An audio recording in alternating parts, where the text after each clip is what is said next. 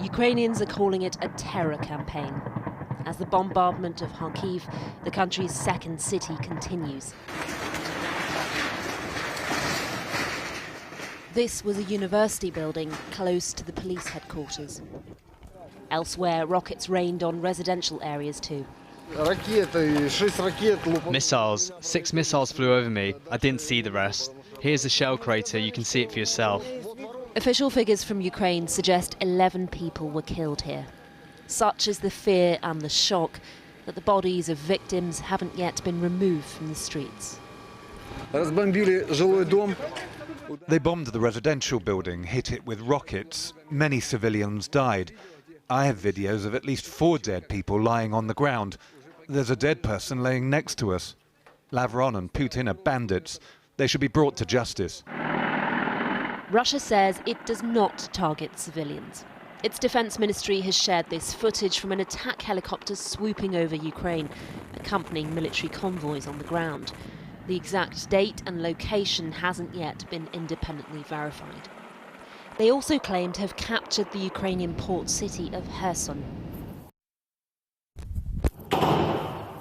Footage posted on social media allegedly shows a tank on the streets and Russian soldiers in the centre of the city. But there are differing reports. Local authorities claim it's still under Ukrainian control.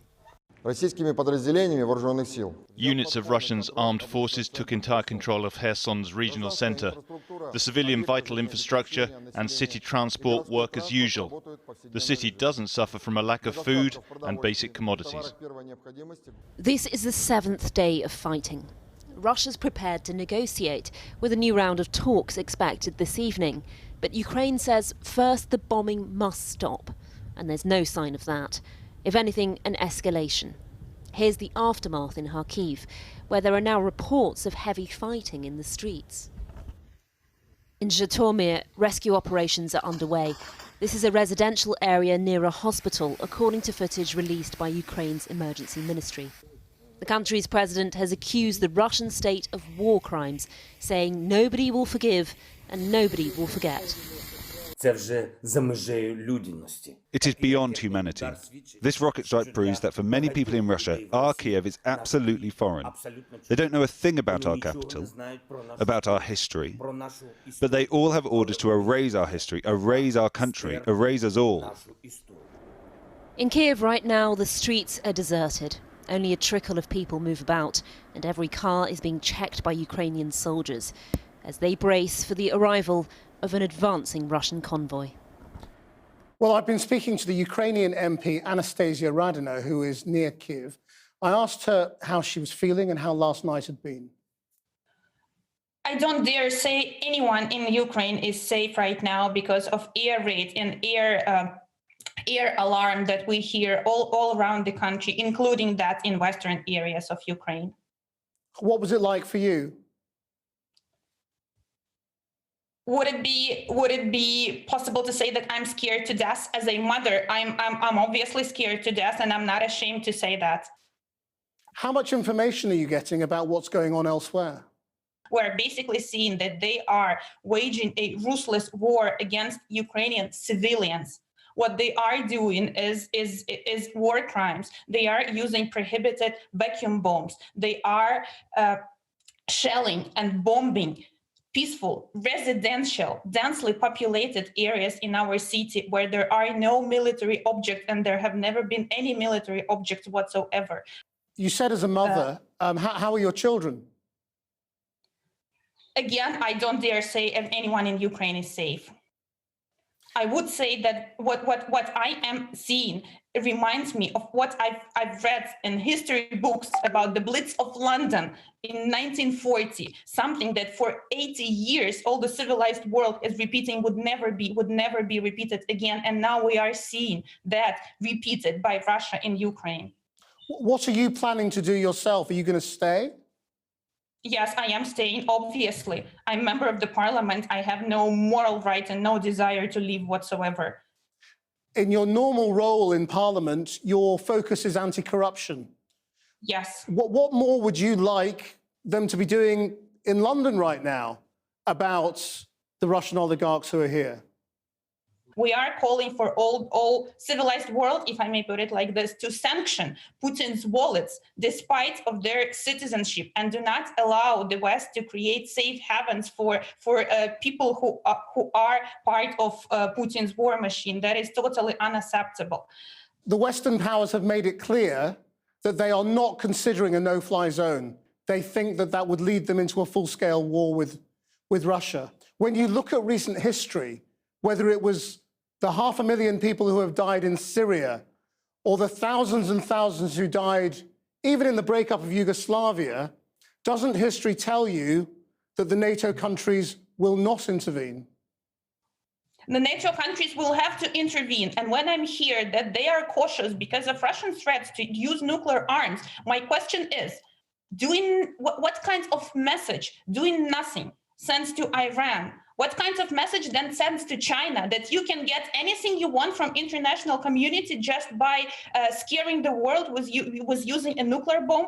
Is that a safe world? Not for Ukraine, but for basically everyone everywhere around the globe? My answer is no, which basically, again, leads me to saying that NATO has to intervene. Let me tell you, if Western countries are too scared of making Russia more aggressive than it is, I frankly don't think that's possible. But still, if you're scared, my call is then for Western leaders to show the same kinds of leadership that the president of Ukraine is now showing, who is not leaving Kiev. We then call Western leaders to fly to Kiev, to fly to Lviv, to ensure at least safe air corridors and safe passage for supplies that Ukraine needs, and to ensure at least some degree of safety in Ukrainian sky. If there is more bombing coming, and that's what it looks like, artillery and bombing, do you think you need to create safe corridors for civilians to leave the cities? I think the key issue is ensuring security in Ukrainian sky with any option at the table. We're living at extraordinary times, and ordinary considerations should not be applicable here. Any option that would allow to secure Ukrainian sky, humanitarian airlifts as for Georgia in 2008, if I'm not mistaken, or any kind of other air corridors to provide at least some security from the sky is what we crucially need for civilian population of Ukraine. Anastasia Radina, thank you very much indeed. Thank you. Stay safe. Now, in a rare show of unity in Washington, President Biden led members of Congress from all parties in a standing ovation in tribute to the people of Ukraine. The gesture came during Mr. Biden's first State of the Union address. Our Washington correspondent, Siobhan Kennedy, joins us now. Siobhan. Well, Christian, this was not the speech that Joe Biden wanted to give. He wanted to come to the chamber on his first State of the Union address and talk up his domestic achievements, such as they are. Remember, the majority of those have been thwarted by congressional blocking and bickering. Instead, he was forced to rewrite the first 10 minutes of his speech to address the crisis in Ukraine. And there was some very tough language for Vladimir Putin. He referred to him as a dictator who he said has been isolated from the world more than he has ever been. In terms of hard announcements, there was the ban of Russian aircraft over American skies here, and a crackdown announced on oligarchs who President Biden referred to and their ill-begotten gains. But I think, as you said, what was most striking about the evening was the sense of unity in the chamber. We haven't seen anything like it for years here in Washington between Democrats and Republicans. I counted at least 4, maybe even 5 standing ovations for the president's words on Russia. Let's hear one of those moments now. 6 days ago, Russia's Vladimir Putin sought to shake the very foundations of the free world, thinking he could make it bend to his menacing ways. But he badly miscalculated.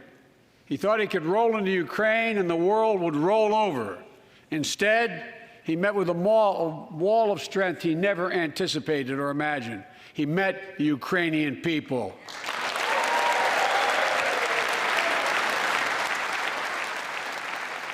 Now, the Ukrainians I've spoken to outside the White House here in protest over the last few days, they will be happy about the ban of Russian aircraft over American skies. But what they really wanted to hear, of course, was a ban of aircraft over Ukrainian skies. We didn't hear anything of that from the president. I think we all know that that's not going to happen. They also wanted to hear more about pain in terms of sanctions. They want to hear blocking of all Russia's banks from the SWIFT interpayment banking system rather than just a small handful, because that would really hit Russia's oil and gas revenues hard and therefore thwart its ability to fund its war. We didn't hear anything from that either, because of course that would risk raising gas prices here for Americans.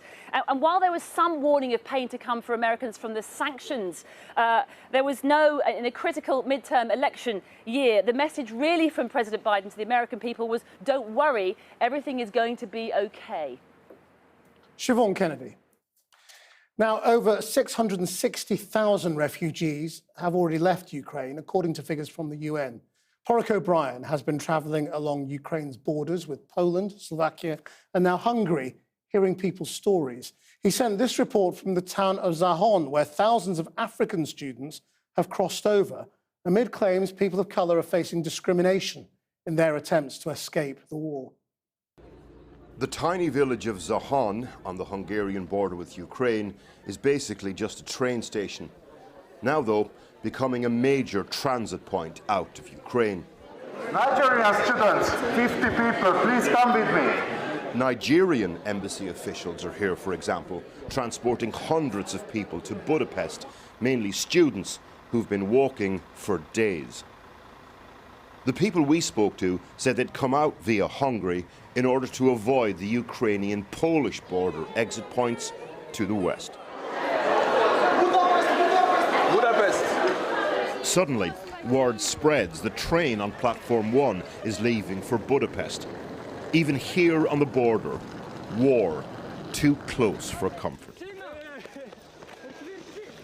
It's a false alarm, though. Turns out the train isn't leaving for another 4 hours, so plenty of time to hear stories of the journey to the border. Like Victor's, a medical student in Kyiv, and his friend, Alao.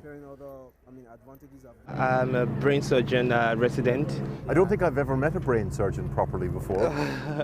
Victor first went to the Polish border with Ukraine to the west, but says he was told by a Ukrainian border guard that the policy was one foreigner allowed through for every 10 Ukrainians.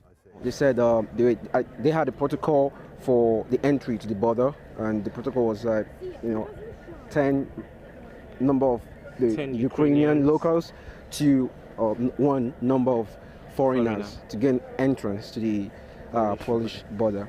Did a border guard say that to you? Yes, a few of them. The lady who works with the border guard said that. We are not allowing any black people to enter inside the gates. Many of the students we spoke to said they'd come south to the Hungarian border because of phone footage like this from border crossings into Poland. Videos purporting to show foreigners being treated differently by Ukrainian border guards at the long queues going west into Poland, something the UN's High Commissioner for Refugees has acknowledged was happening. Augustine's university lectures for medicine were due to start properly in March. Aspirations derailed for now by war. At the border crossing he first went to, he says there was a policy of large groups of black people being separated from Ukrainians. Did somebody actually say that to you? How do you know that that was the case? They didn't actually say it, but we could observe it. In what way? How did you observe that? We saw, we were in a queue. At first, blacks it wasn't like that. We were all moving together. It got to a time, blacks were somewhere else, and other white color skin were also somewhere else, and they were actually moving a little bit faster. The blacks weren't going at all. Did they separate the queues? Yes. So black people were in one queue and white people were in another queue? Mm-hmm. Black people are eventually getting across into Poland, though. But unlike Ukrainians who are being picked up by friends and family, foreign students, for example, have to wait longer at places like Przemyśl in Poland. Właśnie odprowadzamy pana, który chodzi po Przemyślu bez dokumentów. Nie wiem po co. Żadnych dokumentów. Last night, patrols from the Polish far right confronted refugees in that town.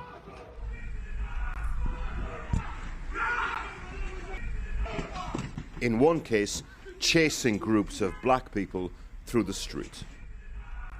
In normal times, people from African nations would need to apply for Schengen visas to go from Ukraine to Poland. But because of the war, there's now no visa requirement on anyone entering countries like Poland from Ukraine. In a statement, the Ukrainian Foreign Ministry said there was a first-come, first-served policy at the border independent of race or nationality. They also said that because of active fighting, they were encouraging foreign students to stay in their place of residence. This carriage is full of young Moroccans, all from the same Faculty of Medicine at Kharkiv University. Full of dreams dashed. The war shattered our dreams. We don't know what's gonna happen to us. We can't know what are we gonna be a future doctors or not. Did you always want to be a doctor? Yes, since I was a child. And our parents, they were very, very scared. It was like terrible.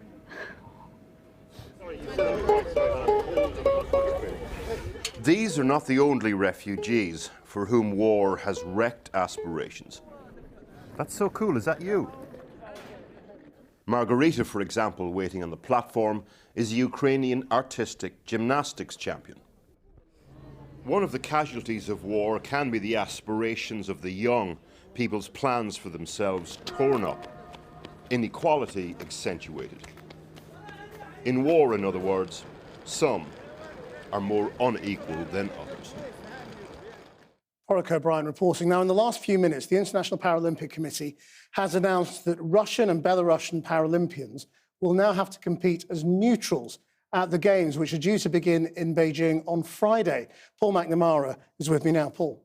Yeah, so first of all, sanctions on on athletes from both of those nations, which not all other sporting bodies have done. We've got the announcement here. Paralympic athletes from Russia and Belarus will participate as neutrals.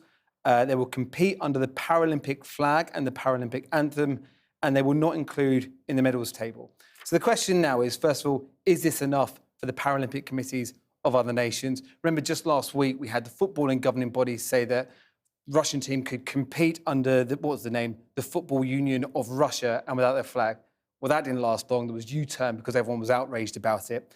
And second of all, we've got this bizarre situation now where the refugee team, athletes without a nation who are refugees, they compete under the Paralympic flag. This is the same flag which the committee is saying that Russian athletes should compete under. Now, remember, Ukraine is still representing themselves. Their athletes landed in Beijing this morning. I'm not sure how refugee athletes will feel about athletes from a nation which has created hundreds of thousands of refugees over the last week competing under the same flag. Keep watching. This story may develop. Thanks, Paul. Now, while we've been on air, Prime Minister's Questions has been taking place in the House of Commons. Our political correspondent, Liz Bates, joins us now from Westminster. Liz. Yes, and it's still going, Krish, but I can tell you that, first of all, I mean, at the beginning of the session today, there was a real show of solidarity in the House of Commons for the people of Ukraine. Many of the MPs wearing ribbons with the colours of the Ukrainian flag, and there was applause, as you can see, and that's because the Ukrainian ambassador to the UK is in the chamber. In terms of issues that were put to the Prime Minister, Keir Starmer wanted to discuss sanctions. He was pushing for more transparency around Russian money in the Ukraine, raised the specific issue of the Chelsea Football Club owner Roman Abramovich. He asked specifically about him and if he is being sanctioned. In terms of the Prime Minister's response to that, what he said was that there will be a full list published of Russian oligarchs with links to the Putin regime. He also announced an emergency donations fund to help the people of Ukraine and said the government would match any donations from the public. Liz Bates. Now, European gas prices have risen by 32% since last night's close due to the ongoing hostilities in Ukraine. Domestic consumers in the UK now face much higher bills as the impact of the war in Ukraine comes in addition to historically high gas prices, although, of course, domestic bills are capped. It's just a question of where that cap will get to. Now, as the situation for ordinary Ukrainians becomes ever more difficult, efforts here to collect aid to support them are continuing. Aisha Tull has been to Essex to meet Tatiana, who, along with volunteers, has been collecting supplies to send to her home country. Tanya, just walking over here, just talk me through what's here and what you're sorting out. Once people bringing their aid, we need to sort them by pallets. So here we have pillows and duvets. Further down is tissues and toilet papers, wet tissues, pampers, nappies. That's on that side. On this side we have toiletries, shampoos, soap gels. What else? We have baby food. I can see tin soup in here as well. Yeah. This is personal to you. You have family in Ukraine, don't you? My parents are in western part of Ukraine, so they are more or less safe. I've got niece and a nephew in Kharkiv, and the situation there is really dangerous. Yeah. How are they feeling and how are they? It's not easy even to get food. They need to go to the shop. There are big queues in the shop and shortage, and people are really scared. It's terrifying. What happens when they go to get food? Well, for example, my nephew yesterday went by car to the local shop to get some eggs and bread, and there was a big queue, and my sister didn't hear back from him for 3 hours. And when she called him, he very cheerfully answered the phone saying, "Oh, hi, Mom, everything is fine." And she said, like, "You sound too happy what is happening in reality." And he said, "Mom, when we come out of the shop, there was no road." So can we stop for a second? Yeah. I'm so sorry, Tanya. And he said there was no road. There was literally a big hole and bodies around it. And we were helping emergency services to clear the bodies and help those who are injured. So the situation is very dangerous down there. Just finally, how important is it for you to do this work and for people to donate and for you to feel like you're doing something at a time which is so emotional for you? It is, yes. Since we are located in London, not in Ukraine, we are trying to support people in Ukraine and help them as much as we can. We are trying to pull all the strings in UK, and people are very generous. I had call from NHS willing to bring help, gather help between the hospitals to bring supply for Ukrainian hospitals. This is really, people, I want you to know it's highly appreciated what you're doing. Thank you. Thank you, Tanya. Thank you very much. Aisha Tull with that report. Now, our main news this lunchtime, fighting is continuing in the north and south of Ukraine with missile strikes on the second city of Kharkiv. 4 people are reported dead. That's the news. We're back tonight at 7 and noon tomorrow. Until then, bye-bye.